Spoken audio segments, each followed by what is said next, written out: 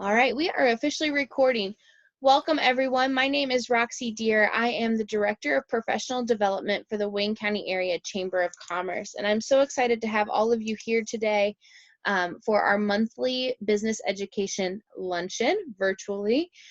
Today, we're going to be talking about Marketing 101, and we'll be hearing from Peggy Cenova from the Eastern Indiana Small Business Development Corporation.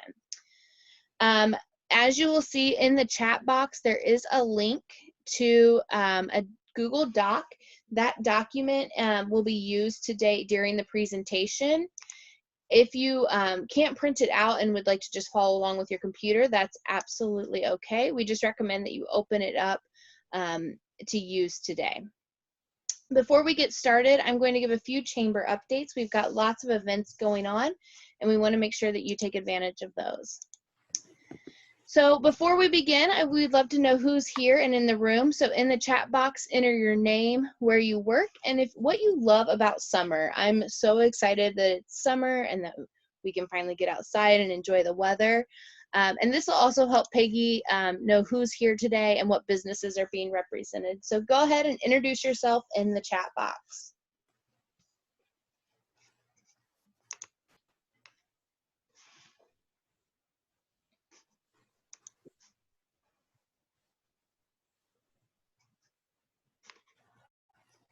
The chat box should be a box down on your screen. It just says chat and you can open it.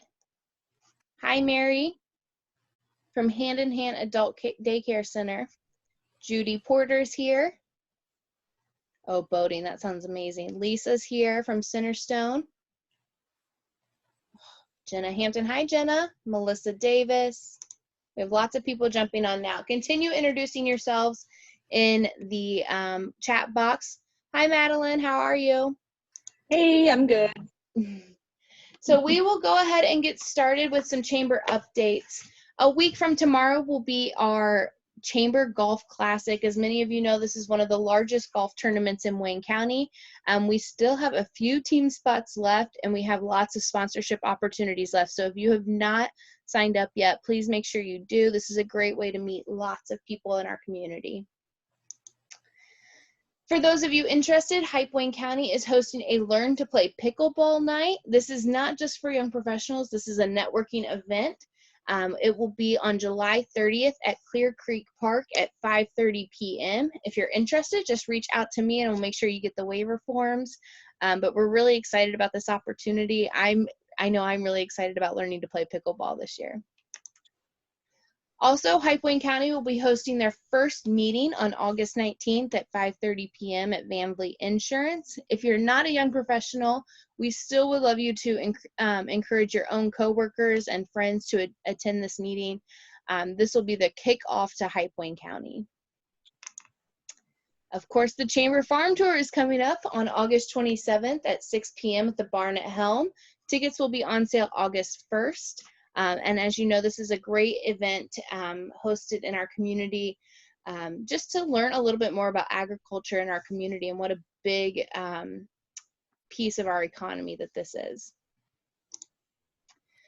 I need to give thanks to our sponsor, First Merchants Bank. Every year they sponsor the business education luncheons, and we are so excited to have such a big crowd today for this luncheon. First Merchants is a huge community supporter. And now I will hand it over to Peggy Cenova from East Central Indiana Small Business Development Corporation. Peggy? Thanks, Roxy. Oh, I think we're not in the wrong slide, are we? That's okay. That's okay. It's fine. We're ready to go. Today we're going to talk about marketing your small business, and I imagine many of you have lots of expertise that I hope when we ask for a question, you'll add it to the chat so that it's more of a conversation and less of a lecture. I have been presenting this to my 4th grade granddaughter a few times to get the wrinkles out, and she told me that I needed to try to be a little bit more enjoyable and less yawning. So that's my goal today.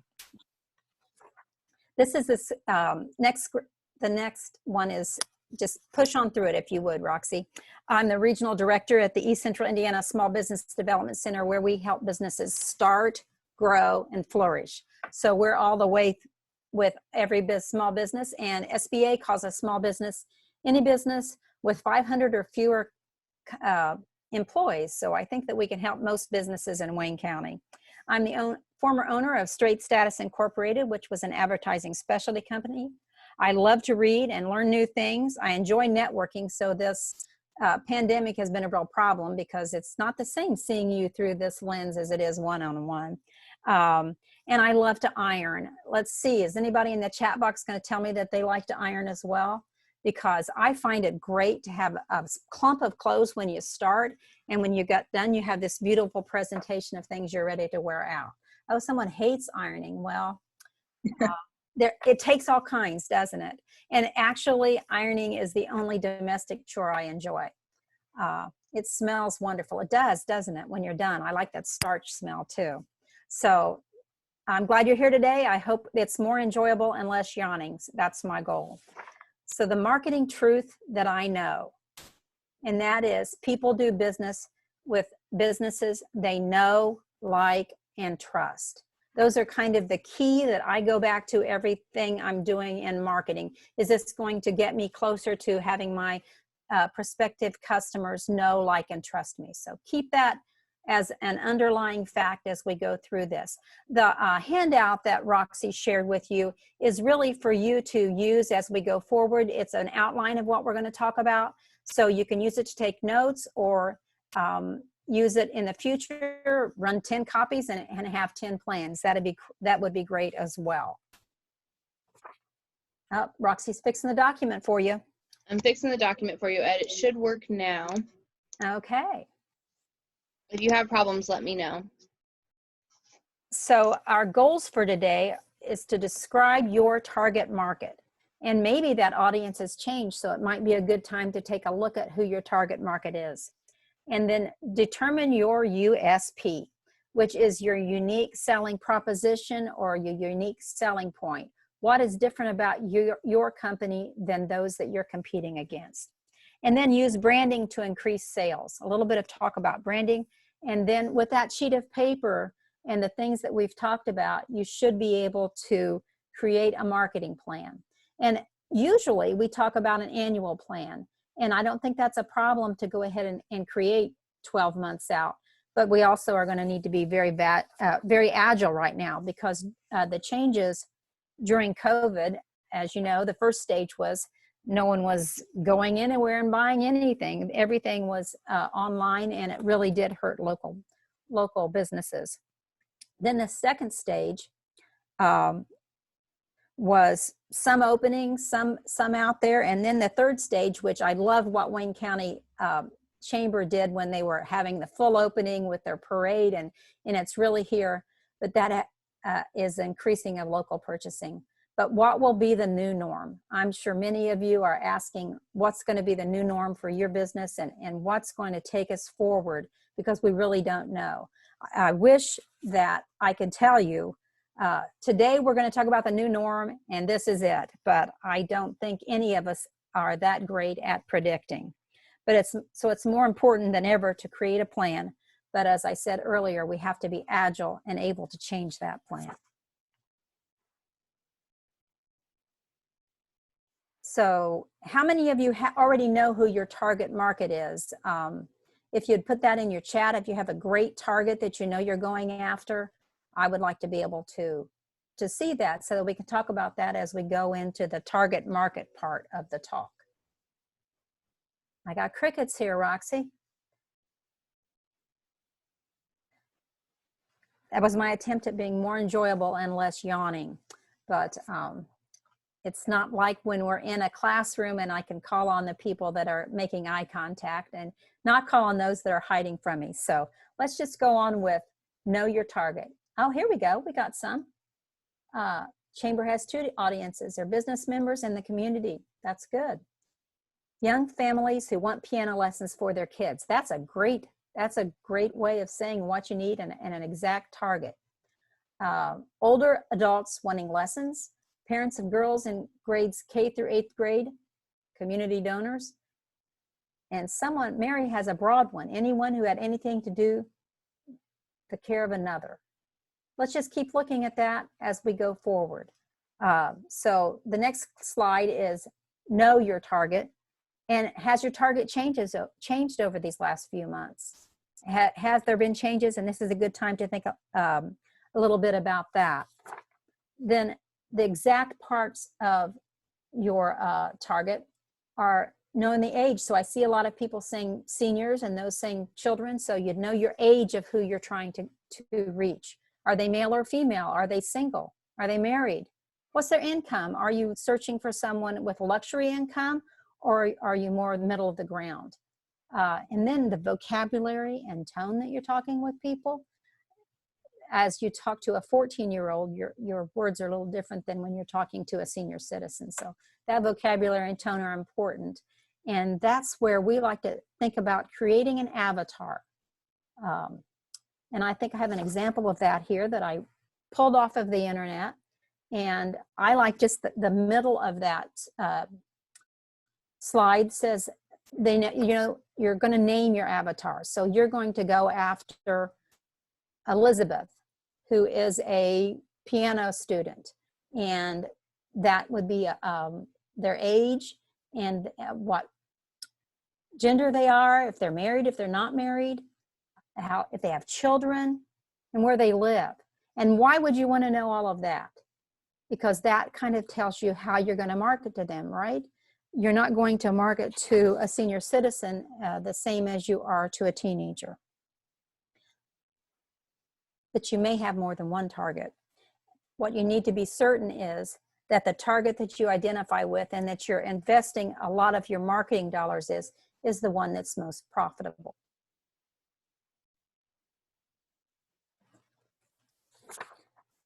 And that gets us to our unique selling proposition. It's the identity of your company and what sets you apart from the rest. I came up with a local one, which I think some of you might know and some of you might purchase from and some of you might not, and it's got a lot to do with targeting. And I'm talking about the secret ingredient. I think I am their target. I'm someone who is of a certain age, and I like to dress with a little flair, and their products make me feel special. And they give me personal attention. They might even know your name when you walk in the door. Every purchase is wrapped in tissue and it has a bright, shiny sticker with their name on it. It makes you feel like you've purchased a real treasure. And they have unique products that can't be found anywhere else. So I am their target, and they've done a great job at targeting me. Then there's the emotional selling point. Remember when I said people buy from people they know, like, and trust? It's really about an emotional message. That secret ingredient makes me feel special. All decisions are emotional decisions. Have you ever thought about that before? I learned that early in my marketing career, that people kind of make an emotional decision of what they want to buy, and then they back it up with logic rather than the other way around oftentimes. So when you think about the last time you bought a car, was that a logical decision or was that an emotional decision? And think about the emotions that went into that. You were creating a lifestyle. You were creating who you wanted to be in the world when you're buying a different car. And that model has a lot to do with that emotional touch. The next slide shows some words that might help you as you're creating your target. Do you want to be the best that there is? Is your product artistic? Is it innovative? Is it new? Does it save time? All of these words are things you might want to look at as you figure out who your target might be. And as you're marketing, thinking about what that emotional and unique selling point is for your business. Next, we're going to talk a little bit about branding. I love this idea, the difference between a Starbucks cup of coffee and a quickie store cup of coffee. Does anybody in this group really love Starbucks? Do we have any Starbucks lovers here? Did you miss it when you couldn't go in there anymore and you just have to do the drive-through? I don't see any lovers yet, but maybe they will come up. But what is the difference between that Starbucks cup and the quickie store cup? They're both coffee. There's a Starbucks addict here. Tell me why you're a Starbucks addict. What do you really like about that? And I see someone says an occasional Starbucks. Now think about what Starbucks has done in their marketing to make it feel, and Roscoe's is very much the same, different from the quickie store coffee. It's a luxury for me. I don't buy it every day, but when I do, it makes me feel like I've done a little something for me, for myself. And I think that that's what Starbucks marketing has tried to create, a thought of exclusivity and luxury. And that's why they can charge $2 to $3 for a cup versus the 89-cent quickie store. It does taste good. You know, it's got to deliver as well, but they can get a higher profit margin because of their targeted marketing, I believe. So when you're thinking about your brand and what are you trying to say about what you're selling, think about how Starbucks has put themselves in a different lane than the quickie store. So the next slide is about why do customers choose you? Why do you think that customers would come to your business rather than someone else's? And how can you find out about that? Can you send a survey? Can you ask 10 of your best customers? Can you think about whether it's the location? Again, I had some tutoring from my 4th grade granddaughter, and I asked her why she would choose a particular store. And she said, because it's closer and it has a better bathroom. So I think maybe Starbucks has dialed into that because they're on every corner. Ed says he has a $5 latte. So see, Ed, I just need the cheap luxury myself. I go for the $2 coffee. There you go. But why do your customers choose you? And you could find out that from, like I said, a survey. You can make some phone calls. You can figure out why they're buying from you and then try to build on that success. We have another method of looking at your marketing, and I think many of you probably have heard of this. It's called a SWOT analysis. So you take all of the thoughts about your business and you divide them into 4 different categories: strengths, weaknesses, opportunities, and threats. And I think many of us have been through this exercise a lot of times, but it never hurts to go back and revisit, particularly now that marketing is changing a little bit. Strengths, of course, are internal, and weaknesses are internal as well. So what's going on inside your business that makes you different from others? Do you have particular technology expertise, or is it a weakness when you don't have that particular knowledge and expertise?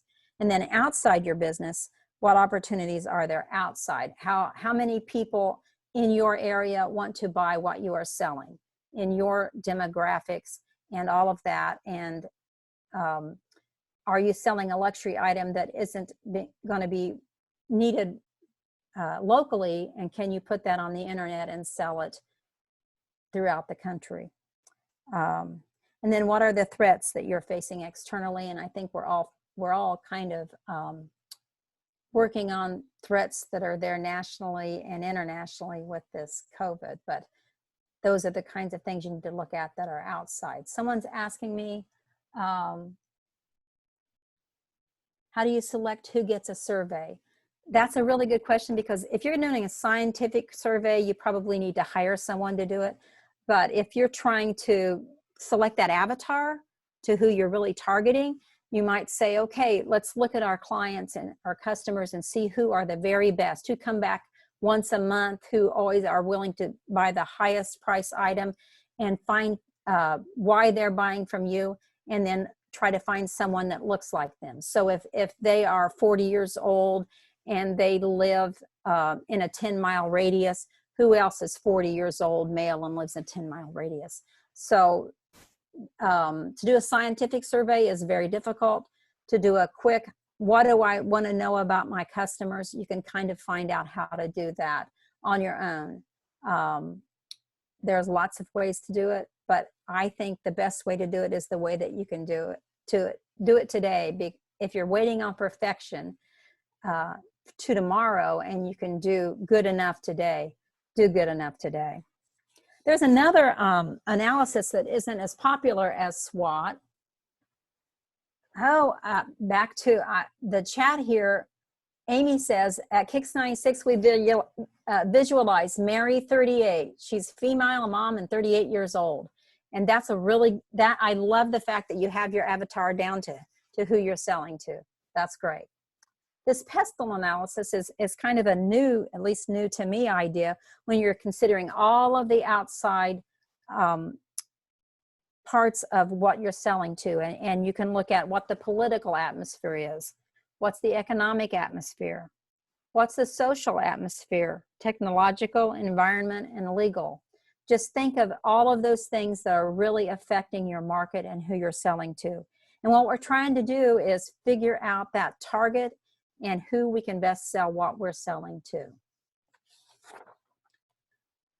We're up to competitive analysis. Who is your competitor? And how do you know? And why are you uniquely placed to solve the problem? Why are they going to come to you? And what makes you better and different?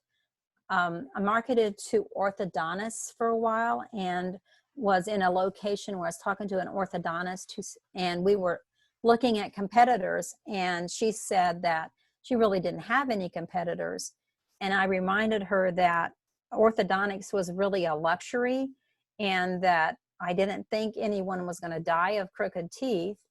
And so her competitor was maybe putting in a swimming pool or going on a luxury vacation, because the parents might want to invest in that rather than in orthodontics.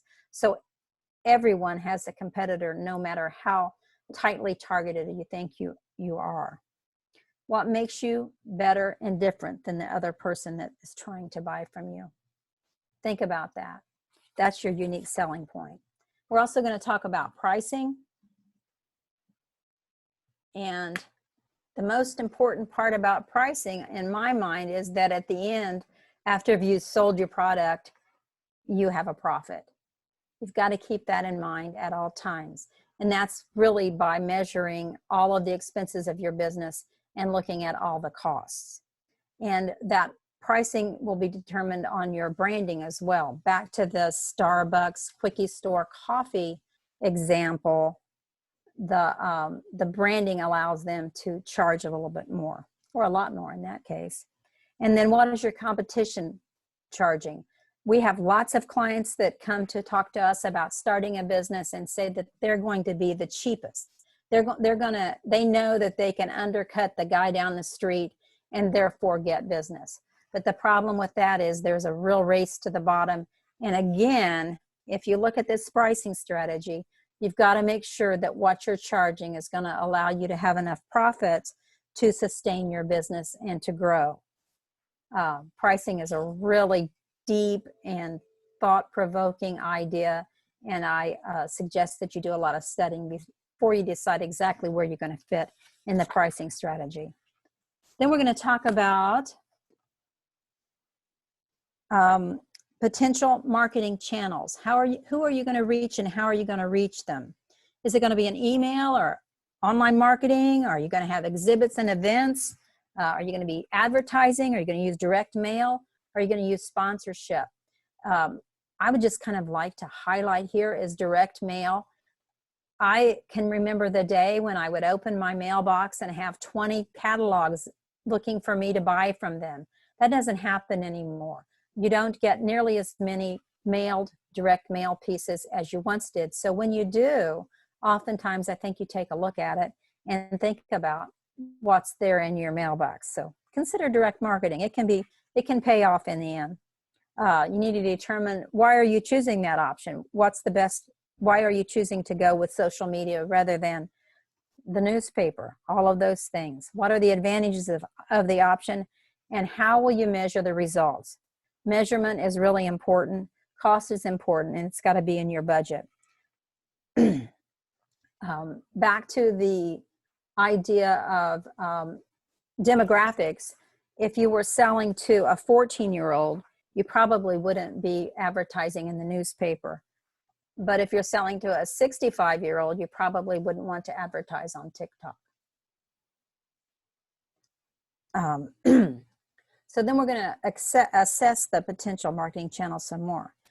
Again, match the marketing method to your target market, as we talked about TikTok or the newspaper. Newspapers are still alive, and people that look like me read them often.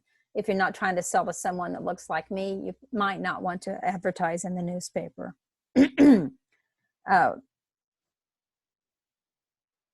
So think about what your audience is looking at.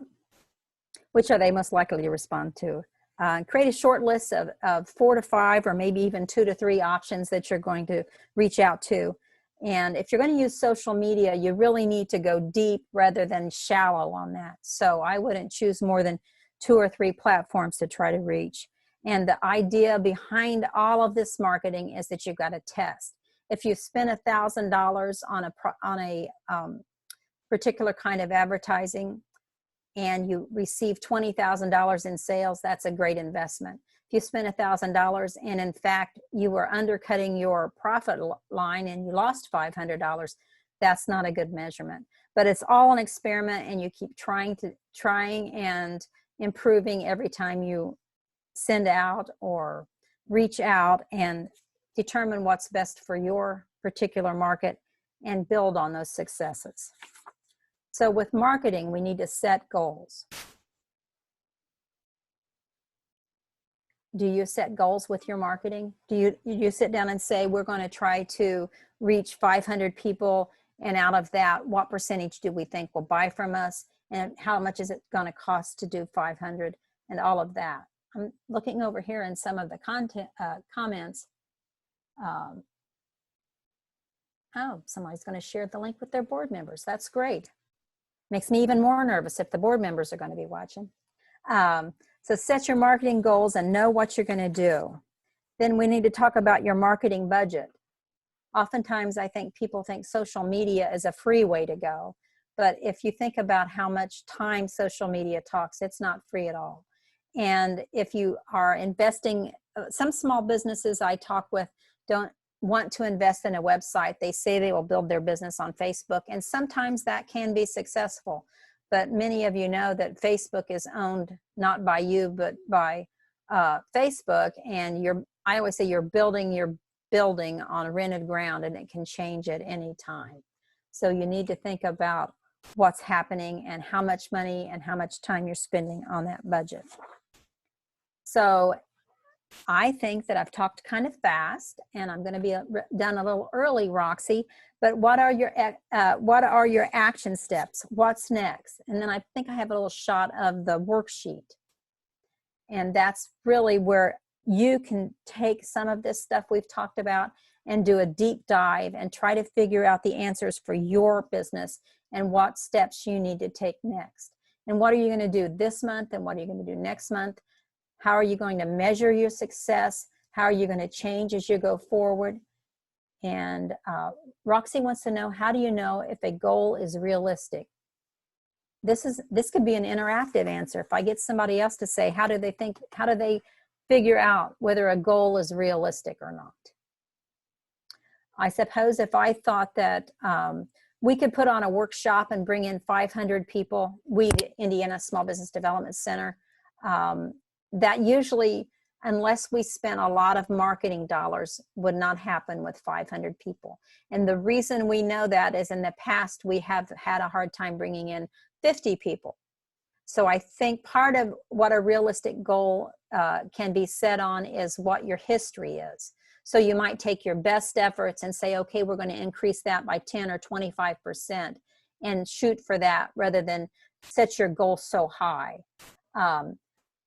Alfredo says he sets SMART goals. Alfredo, would you share what, and I hope I pronounced your name correctly, would you share with us that what you define as a SMART goal? I think we've all talked about that before, but. Yeah, specific, measurable, obtainable, realistic, and timely goals for each thing. So same thing with your marketing. The hardest part for me is I get these ideas and I taught myself how to implement them. So when you set the SMART goals behind it, it kind of reinforces you to take action. I think that's great. what forces me to take action is that little platitude I talked about earlier with a good plan executed today is better than an excellent plan executed tomorrow. But those measurable goals are really important. And I really appreciate your sharing with that.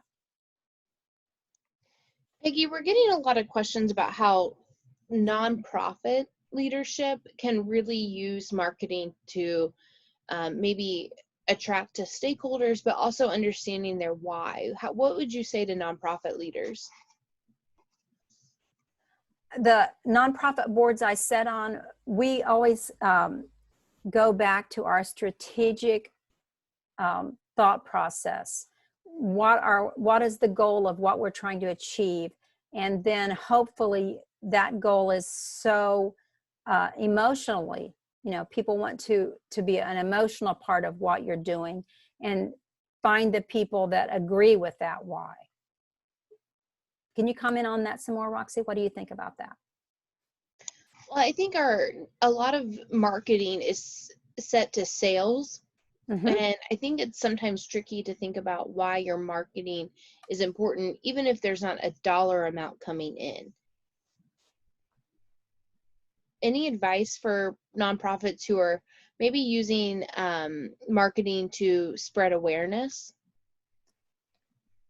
And to change the world, actually, is what they're trying to do, right? Right. So if your goal is so big that you're trying to change the world, that should be a pretty important why for you and your board members and those that are selling.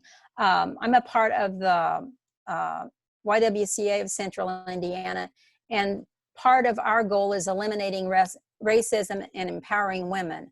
Now, I don't know who couldn't be into that why.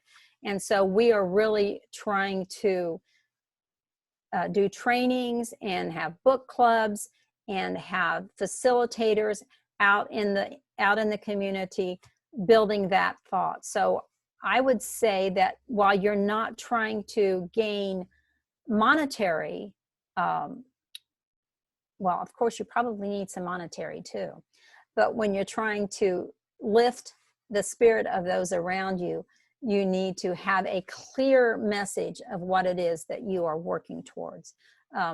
I'm a Rotarian, and we have the 4-way test. There are 4 things that we work towards, and most meetings we recite that 4-way test so that we're reminded time and time again.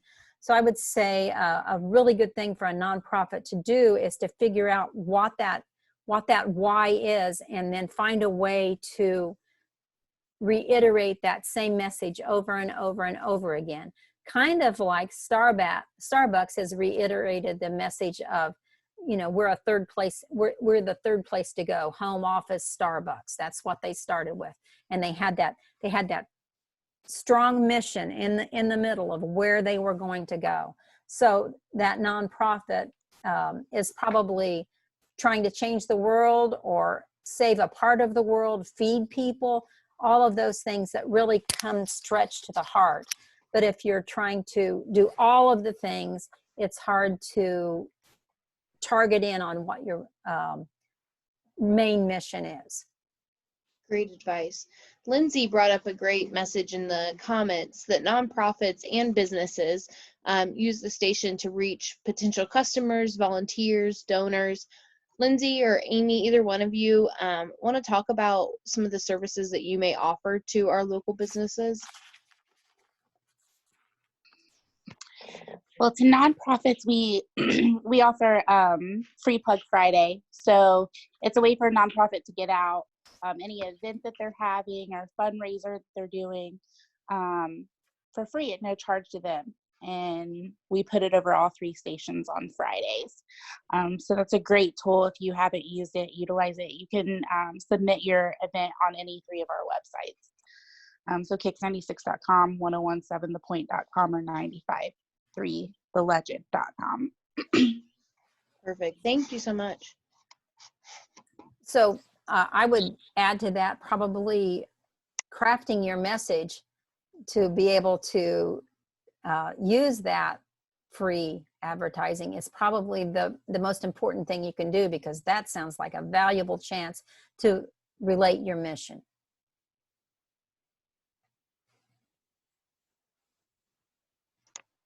Are there any other questions for Peggy or for the group in general? We have a lot of people in here who have a lot of experience with marketing in various different ways. What questions do you have for the group?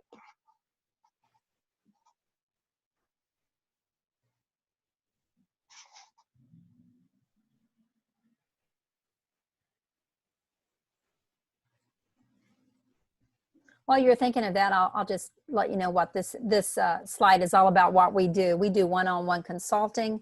We have a great ability to help you with your financial projections. And that financial projection piece is so important when you determine your pricing and where your brand is going to sit on that. We have lots of demographic reports. So if you're trying to determine how many 40-year-olds in Richmond go out to steak dinners on how many times a month, we can tell you that.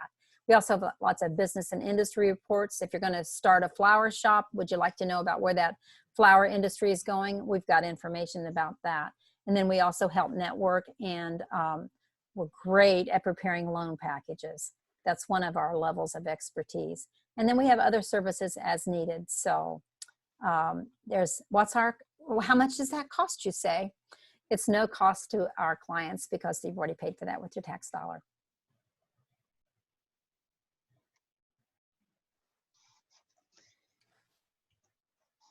Well, hearing no questions, I'm going to pop back to the other PowerPoint. If you still have questions, feel free to jump in and add those. I do want to give a thank you to Peggy for speaking. The Chamber and the ISBDC East Central Division have partnered together to make these monthly learning sessions an opportunity for you. Normally, these would be in person, but of course, we're living in a virtual world today. So it's been fun to pivot these events and create them for the world we're living in now. So thank you, Peggy, for such a great job. If you're on the call, drop a thank you to Peggy in the comments because we're so proud to partner with her and excited to have her here.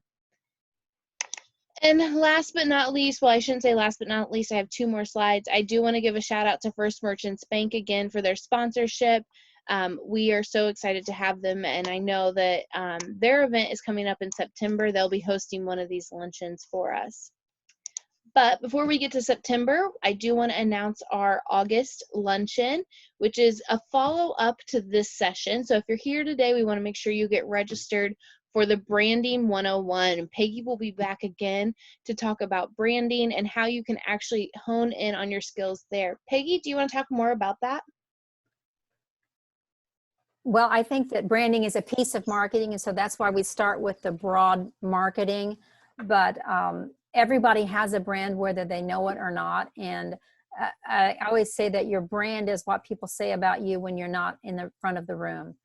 And I would like for you all to return and maybe think about branding and come back with some ideas and questions and examples of how you are branding, because I think if we were in person, we would all be learning from one another, and there would be a lot of that is more difficult when you're doing this virtually. But branding is just a bedrock of every business and every organization. As you said, the nonprofits also have to have a brand of who they are. So even if you don't have a business, if you think about it, everybody has their personal brand. And branding is just part of where we are today. Thank you, Peggy. The information for this session will be going live this afternoon on our social media, and we'll be sending out a reminder to all the participants. But before you leave, Judy's reminding me in the comments to have everyone take the survey. So I'm posting a link to the survey right now. Give me just a second to pull it. We want you, before you leave, to take this survey to let us know what you thought about this session. So don't leave until you click. I just posted the Google link. It's obviously towards the end of the week. There we go. Well, no, it's still doing it. Give me just a second, team. While you do that, Roxy, I will say that if you would like to engage with the Small Business Development Center, you can go to isbdc.org and then the location of East Central Indiana. Let me pull this link. It's giving me a fit right now. There we go. Now I've posted the survey for today's Marketing 101 session. Take about 2 minutes, fill out the the survey, and that will give us feedback so we can plan to make these better for you and make sure that the content that you're receiving is important to your business. Thank you all for being here today. We're really excited to have you, and I look forward to seeing you next month for Branding 101. Thank you to First Merchants Bank, and of course, thank you to Peggy for being such an amazing leader and such a great presenter for our group.